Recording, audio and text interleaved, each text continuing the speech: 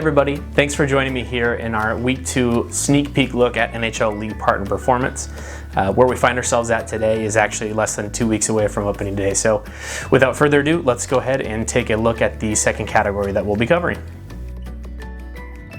If we jump from cars down to their tires, looking at tire category and specifically here with Bridgestone, we see our buzz metric, which is essentially a net score looking at the percentage of fans who have heard something positive or negative about the brand in the past 2 weeks.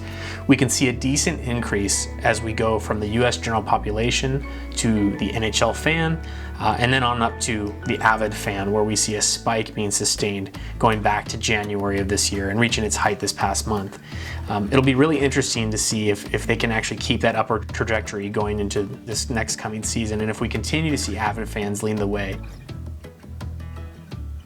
Taking a look a little further down the funnel, we can see what happens to metrics like recommendation as a season's worth of activation builds up and begins to ingrain itself into the brains of a sport's most avid followers.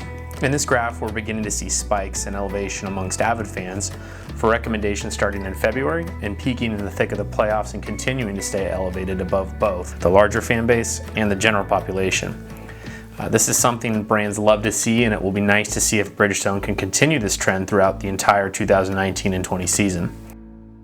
So this next week, we're actually going to deviate quite a bit away from automotive and jump into one of my favorite categories and one of everyone's favorite morning time categories, coffee. We'll be taking a closer look at Dunkin' in the NHL. So anyways, have a great rest of your week. Like I said last week, feel free to provide any comments, add to the conversation. Hope to see you guys all soon.